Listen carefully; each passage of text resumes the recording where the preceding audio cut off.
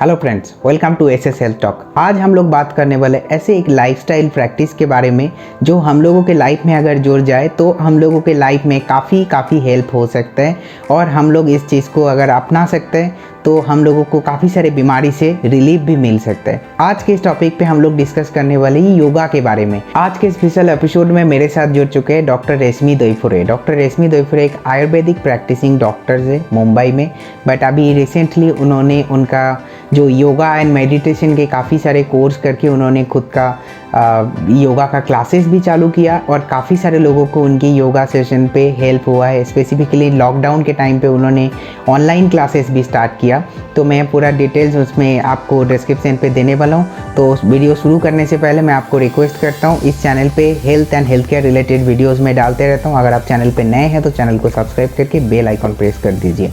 तो सबसे पहले मैं डॉक्टर रेशमी को पूछना चाहता हूँ कि क्या इंपॉर्टेंस है योगा का और कितने टाइप का योगा होता है, तो आप इसको थोड़ा ब्रीफली बता सकते तो बहुत अच्छा होगा। Thank you Sanjay for giving me the opportunity. मैं सबको यही बताना चाहती हूँ कि अपने सेडेंटरी लाइफस्टाइल से चेंज करके योगिक लाइफस्टाइल में स्विच ऑन कर दीजिए ताकि आप गुड हैबिट्स अपने जीवन में उतार सकें। शरीर स्वास्थ्य और मन स्वास्थ्य ये दोनों आप जीवन में पा सकें।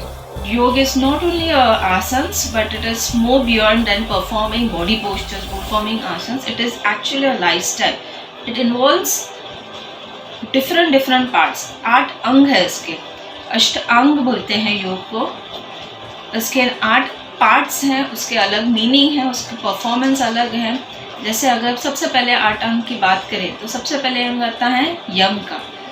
यम नियम है, सेकंड थर्ड आसन है, फोर्थ प्राणायाम है, फिफ्थ प्रत्याहार है, धारणा है, ध्यान है और समाधि है।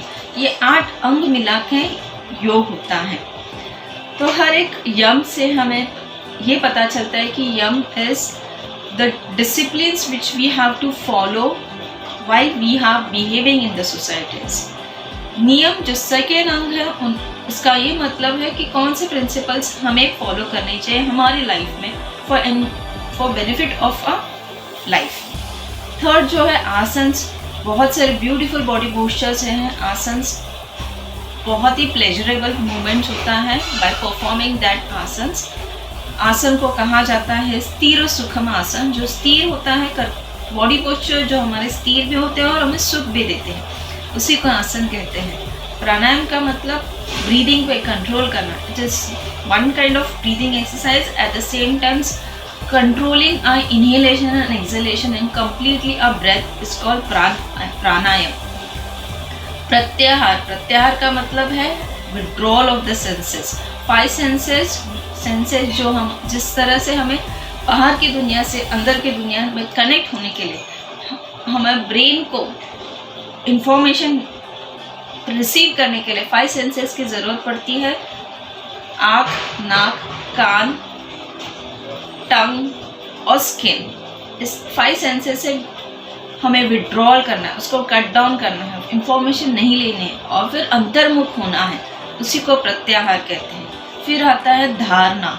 धारणा का मतलब है डिटरमाइंड रहना, कंसिस्टेंट रहना, परसिस्टेंट रहना, अपने जो कर्म कर रहे हैं, हमारे जो मेडिटेशन कर रहे हैं, जो आसन्स कर रहे हैं, उस कर्म के प्रति। फिर उसके बाद का अंग आता है ध्यान। ध्यान इज मेडिटेशन। अगर हम साउंड पे मेडिटेट कर रहे हैं, किसी ऑब्जेक्ट पे मेडिटेट कर रहे हैं, किसी चिन्ह पे मेडिटेट कर रहे हैं या फिर हमारे ब्रेथ पे मेडिटेट कर रहे हैं, बहुत सारे ध्यान के अलग अलग तरीके से हम कर सकते हैं, पर करना बहुत ज़रूरी है। सबसे लास्ट है समाधि, जो हमारे ऋषि मुनि पहले समाधि लेते थे।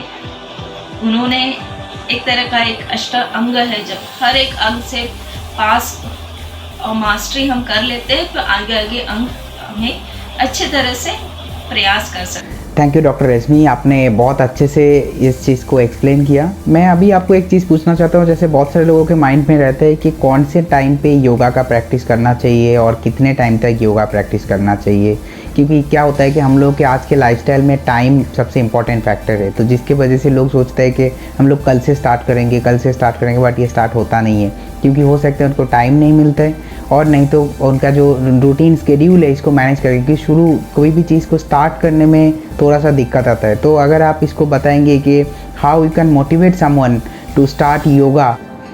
योगिक प्रैक्टिसेस हमेशा ज़्यादा बेहतर है कि सुबह के वक्त करें, खाली पेट करना चाहिए और कम से कम 1 हाथ तक करना चाहिए।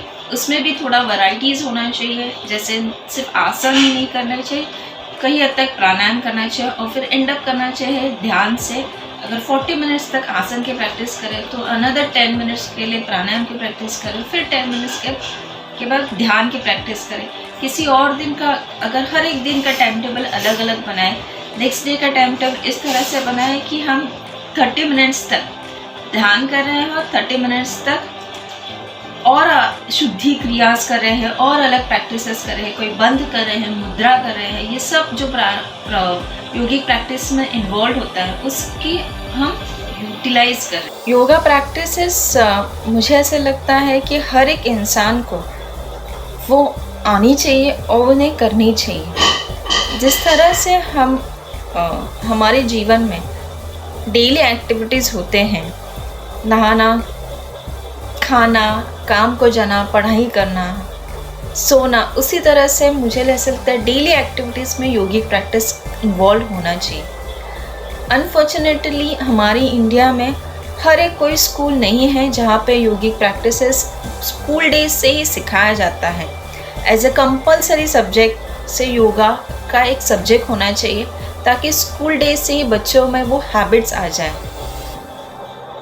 काफ़ी हद तक अब्रॉड में सारे स्कूल्स में ही देखा जाता है कि स्टूडेंट्स को मोर कॉम्पिटिटिव बनाने के लिए, स्टूडेंट्स का माइंड को शार्प करने के लिए, बच्चों को ब्रिलियंट मन और शरीर से अच्छी आदतें लगाने के लिए योगा का प्रयास किया जाता है, योगा सिखाया जाता है काफ़ी हद तक एट अ अर्लियर स्टेज। तो यही हमारी जो गुड हैबिट्स है, कल्चर है। Yoga is an origin of India, so मेरे ख्याल से उसको ज़्यादा इंडियन कल्चर में, इंडियन पॉपुलेशन में उसको प्रैक्टिस करना चाहिए। यही वजह है कि हर आप देखने वाले लोग आपके जीवन में योगिक प्रैक्टिस को उतार है और आपके फैमिली फ्रेंड्स को भी इसी गुड हैबिट्स में इन्वॉल्व कीजिए ताकि ये अच्छी तरह से चेन मेंटेन रहे और you are giving something good to the society.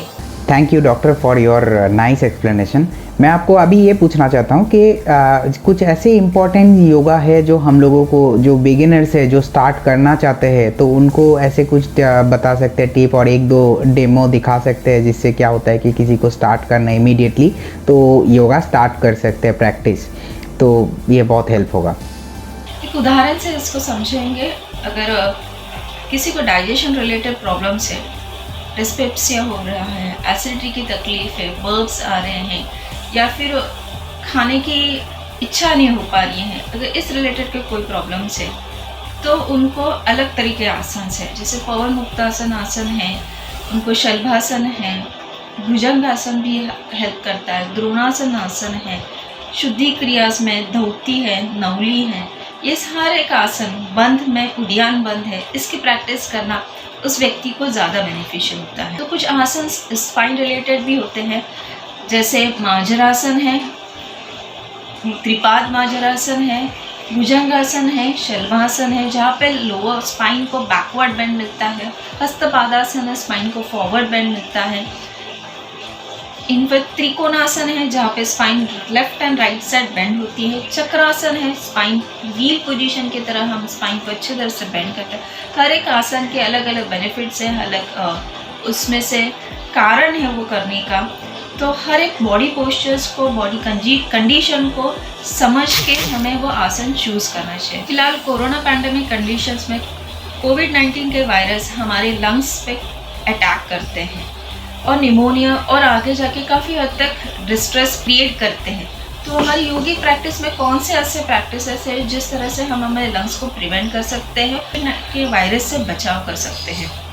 तो सबसे पहले है श्वसन मार्ग शुद्धि की प्रैक्टिस करना, रेस्पिरेटरी ट्रैक को, श्वसन के मार्ग को क्लियर करना ताकि पार्टिकल्स या फिर डस्ट अगर गए भी हो तो उसको हम क्लियर करें। सेकेंड, अनुलोम विलोम एक तरह से नाड़ी शुद्धि प्राणायाम है, वो भी बहुत बेनिफिशियल है। बहुत सारे के प्राणायाम्स भी हैं, जैसे भस्त्रिका है, उज्जायी सूर्यभेदी है, ये प्राणायाम भी काफ़ी हद तक हेल्पफुल होते हैं। उड्डयन बंद है, डायफ्राम लॉक जिसे कहते हैं, वो भी हमारे लंग्स की कैपेसिटी, ऑक्सीजन कैरिंग कैपेसिटी को बढ़ाता है। श्वसन मार्ग शुद्धि कैसे करते हैं वो देखते हैं।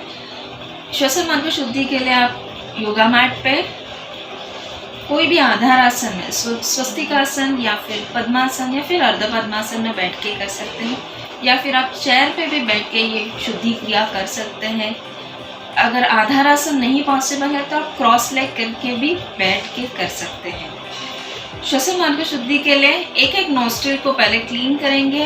राइट नोस्ट्रिल को बंद करके लेफ्ट नोस्ट्रिल को क्लीन करेंगे। राइट नोस्ट्रिल को जेंटली राइट थंब से क्लोज करना है और 5 टाइम्स फोर्सफुल एक्सहेलेशन करना है। 5 टाइम्स स्ट्रोक देना है फोर्सफुल। सिर्फ एक्सहेल फास्ट करेंगे और कॉन्शियसली करेंगे और इनहेल ऑटोमेटिकली पैसिवली हो जाएगा। इस तरह से आंखें बंद एंड 5 स्ट्रोक्स।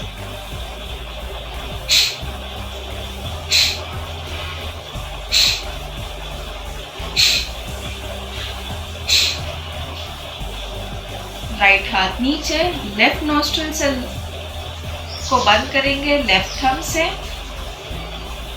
और राइट नोस्ट्रिल को 5 टाइम्स स्ट्रोक्स करेंगे।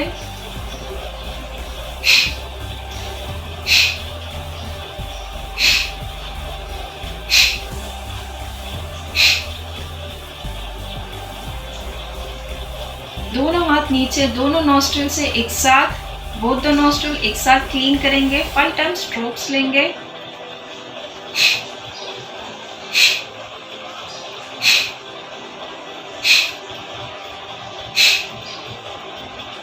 Slowly gently open your eyes.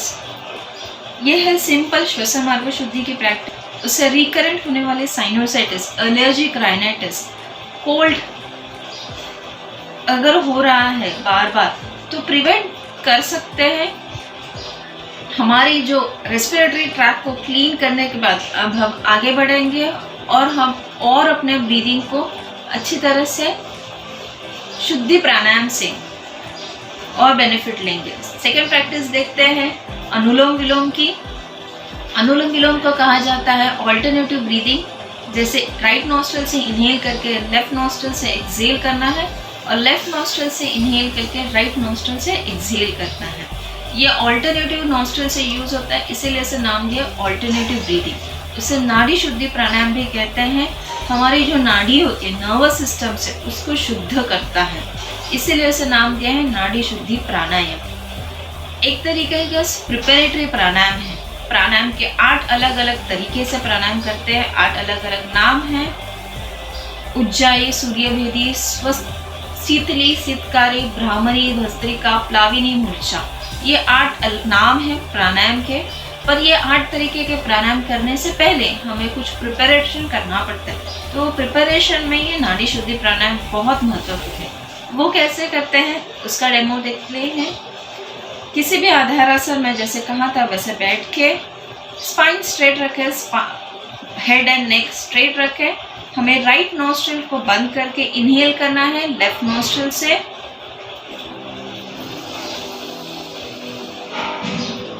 Left nostril को बंद करना है, एक्सहेल करना है राइट नॉस्ट्रिल से एंड रिपीट।